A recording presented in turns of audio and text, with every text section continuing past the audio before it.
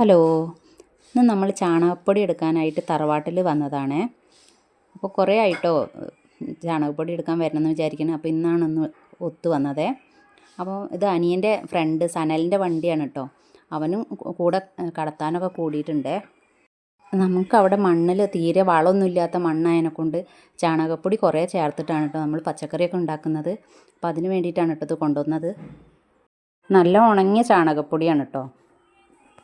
നമുക്ക് ചേനയും കാവത്തും ഒക്കെ കുഴിച്ചിടാനുണ്ട്. അപ്പോൾ അതിലേക്കൊക്കെ ഈ ചാണകപ്പൊടി നമുക്ക് എടുക്കാൻ വേണ്ടിയിട്ടാണ്. ഞായറാഴ്ച അതിനെക്കൊണ്ട് ഹരിയും നന്ദനും ട്യൂഷനില്ലാത്തതും കൊണ്ട് അവർ ഞങ്ങളെ കൂടെ പോന്നിട്ടുണ്ടായിരുന്നു. ഇപ്പോൾ രാജുവേട്ടൻ ഷോപ്പ് തുറക്കാൻ വേണ്ടി പോവുകയാണ്.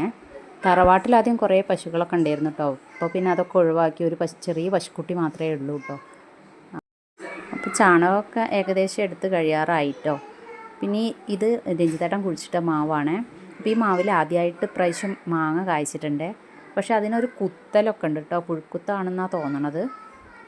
തത്തമ്മച്ചുണ്ടൻ മാങ്ങ പോലത്തെ ഒരു മാങ്ങയാണ്.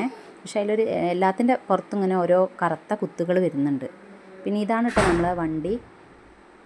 ഈ വണ്ടി മണ്ണൂർവളവ് ഭാഗത്ത് ഓടുന്നതാണ്. പിന്നെ അതിന് ശേഷം ഞങ്ങൾ പൊറാട്ടയും കറിയും ഒക്കെ കഴിച്ചിട്ടാണ് കേട്ടോ പിന്നെ പോകുന്നത്.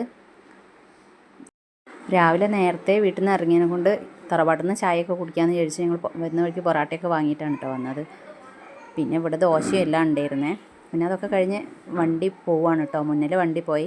ഹരിനന്ദനും തറവാട്ടിൽ നിന്ന് ഞങ്ങൾ പിന്നെ അവരെ പിറകെ പോയിട്ടോ. അപ്പോൾ ഇതാണ് നമ്മൾ കൊണ്ടുവന്ന ചാണകപ്പൊടി.